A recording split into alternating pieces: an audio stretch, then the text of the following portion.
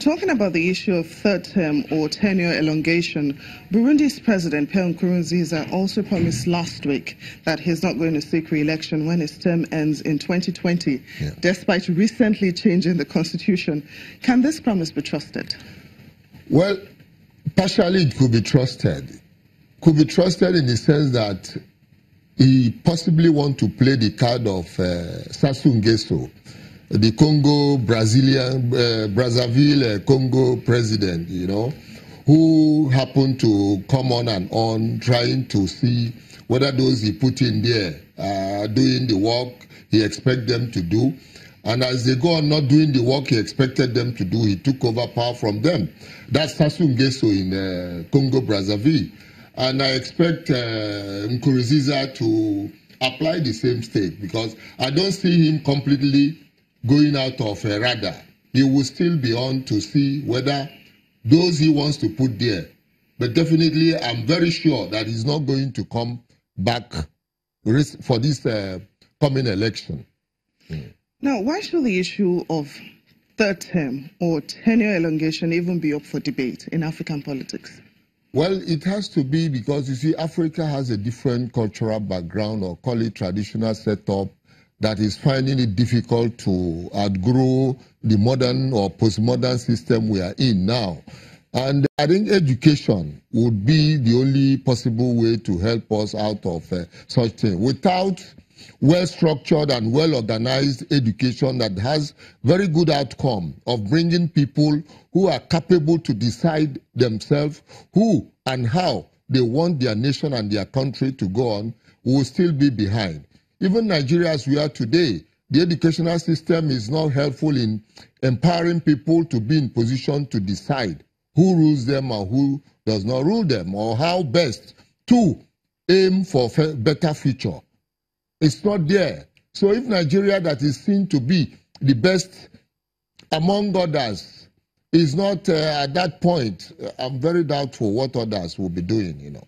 So finally, going back to the DRC, what effect is the release of Jean-Pierre Bemba likely to have on the elections if it holds in December? Greatly there. Exactly, the Bemba issue is like Tshisekedi issue. The followers are now ready to see who they can really rely on, and either create problem in Congo Democratic Republic or restore power.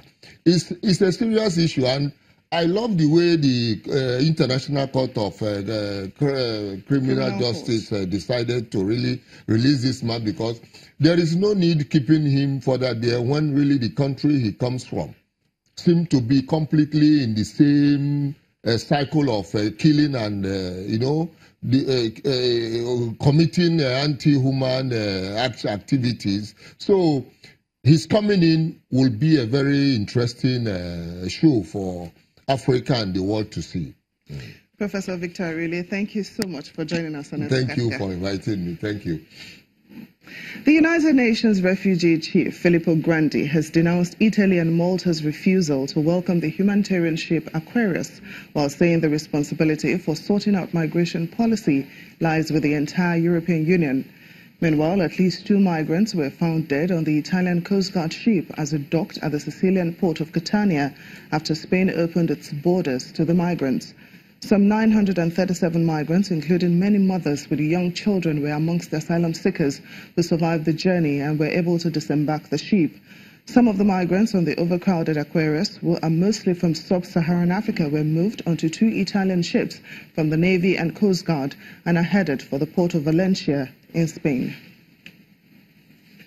We were very worried in the last couple of days for the situation that people that were saved and then rescued by Aquarius and transferred to that boat were not guaranteed a port of safety, which should be guaranteed as soon as the people are rescued, because their conditions are terrible and they need immediate assistance, medical assistance, psychological assistance. So we're very, very worried. Of course, we are in favor of asking more solidarity to other states, to the other European countries, because the burden of the reception and the asylum procedure should be shared. But this cannot be discussed in two immediate moments where lives are at stake and need to be saved. Somalia's government forces, backed by African Union troops, have liberated a strategic village in the southern part of the country that served as a main taxation point for the Al-Shabaab terrorist group. Government forces patrolled the Sanguni village on the outskirts of the port city of Kismayo before recapturing the village.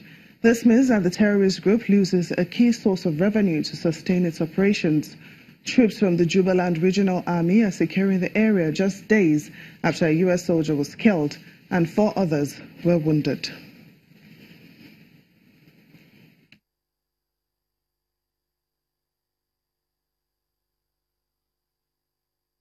The United Nations says it is focused on peace-building efforts in Darfur as security improves in the western Sudan region.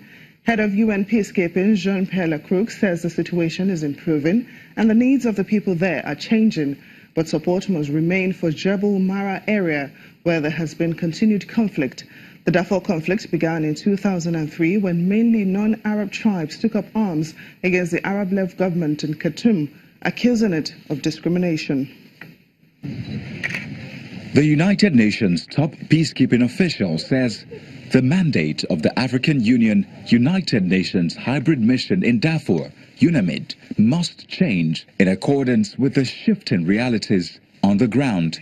The UN Under-Secretary General for Peacekeeping Operations, Jean-Pierre Lacroix, highlighted the need to closely link the mission's drawdown to the scaling up of both peacekeeping and development activities. The peacekeeping mission should be directed to the area. Addressing the Security Council, he said the joint mission is finalizing a year-long process that will see 11 joint sites close and a shift toward peacekeeping in the mountainous Jebel Mar area, where sporadic clashes continue, while focusing on peace building in the rest of Darfur. The peacekeeping mission should be directed to the area where it is most needed, namely at the site of continued conflict in the Jebel Mara. In the rest of Darfur, the UN system should leverage the capabilities of the agencies, funds and programs best suited to tackling the problems that remain there. Now is the time to plan for the future of UN and AU support to Darfur by closely linking the drawdown in peacekeeping to the build-up in peace building and development.